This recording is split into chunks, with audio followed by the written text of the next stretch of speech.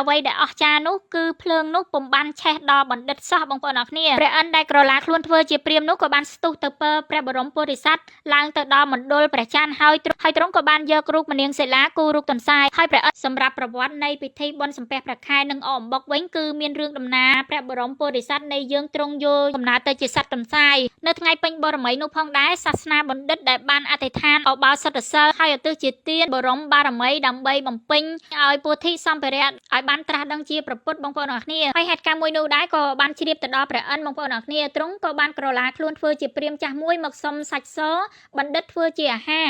បណ្ឌិតដែលបានយកកំណើតធ្វើជាសត្វទន្សាយនោះក៏បានយល់ព្រមព្រាហ្មណ៍ចាស់នោះបង្កាត់ភ្នក់ភ្លើងព្រាហ្មណ៍ចាស់នោះត្រេកអរខ្លាំងមែនទែនដែលគិតថាតិចទៀតនឹងខ្លួនឯងបានឆីសាច់ទន្សាយអញ្ចឹងណាបងប្អូនហើយនៅក្នុងពេលនោះផងដែរដែលភ្លើងកំពុងតែឆេះសន្ធោសន្ធៅបណ្ឌិតនឹងក៏បានរលាស់ខ្លួនចូលទៅក្នុងភ្លុកភ្លើងនោះភ្លាមតែម្ដងបងប្អូនអរគ្នាអ្វីដែលអស្ចារ្យនោះគឺភ្លើងនោះពុំបានឆេះដល់បណ្ឌិតសោះបងប្អូនអរគ្នាព្រះឥន្ទដែលក្រឡាខ្លួនធ្វើជាព្រាហ្មណ៍នោះក៏បានស្ទុះទៅពើព្រះបរមពុរិស័ទឡើងទៅដល់មណ្ឌលព្រះច័ន្ទហើយទ្រង់ក៏បានយករូបមនាងសិលាគូរូបទន្សាយហើយព្រះឥន្ទក៏នេះគឺថ្នាំខ្មែរដែលព្យាបាលបរិសុទ្ធស្ត្រីដែលកំពុងតែមានជំងឺក្រពះមេរោគក្នុងក្រពះអ្នកដែលមានបញ្ហាក្រពះពោះវៀនធ្ងន់ធ្ងររលាកក្រពះមានអាការៈដូចជាចុកច្អល់លមូលភើច្រាលអណ្ដាតសអណ្ដាតហូបអីអត់សូវដឹងរសជាតិបើនិយាយពីសាច់វិញសាច់ក្តៅស្ទីងបងប្អូនអាចយកប្រភេទថ្នាំខ្មែរនេះទៅដាំទឹកភាសាបានអត់មានជាតិចាត់ជាតិវិញទេគឺឈ្ងុយដូចតែអញ្ចឹងការហាថ្នាំក៏ដូចជាការវេចខ្ចប់គឺមានអនាម័យខ្ពស់ខ្លាំងណាស់បងប្អូនអរគ្នាអាចមានថ្នាំនឹងដៃអាចកាច់មើលបានគឺថ្នាំទាំងស្រួយទាំងផុសដាំទឹកហើយក្តៅឈ្ងុយតែម្ដងបងប្អូនហើយថ្នាំខ្មែរដ៏ល្អនេះវិញគឺមានតាំងពីបរមរានមកម្លេះបងប្អូនគឺហូបសឹមជាដាច់អត់មានប៉ះពាល់អ្វីផ្សេងទេបងប្អូន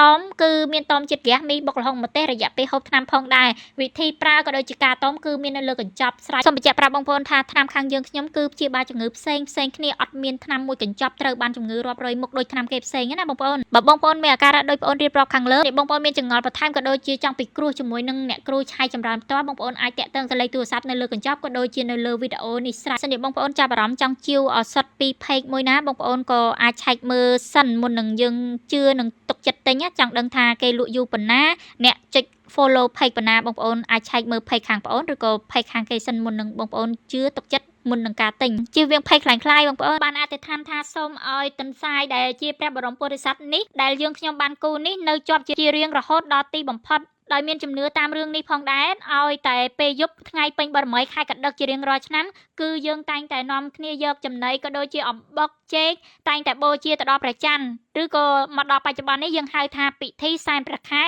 អកអំបុកបងប្អូនអ្វីដែលខ្ញុំបានរៀបរាប់ខាងលើនេះផងដែរឲ្យតែពេលដែលខ្ញុំបានទៅចូលរួមនៅក្នុងកម្មវិធីសំពះព្រះខែអកអំបុកគឺលោកតែងតែទេសនាពីពុទ្ធប្រវត្តិនៃព្រះបរមពុទ្ធិសត្វដែលបានយកកំណើតជាសត្វទន្សាយនឹងឲ្យពុទ្ធបរិស័ទឲ្យបានស្ដាប់អញ្ចឹងបានខ្ញុំបានចាំចែកម្លែកជូនបងប្អូនអរគ្នាតអញ្ចឹងណាបងប្អូនអញ្ចឹងវីដេអូខ្ញុំបានមកដល់ទីបញ្ចប់ហើយអរគុណច្រើនបងប្អូនអរគ្នា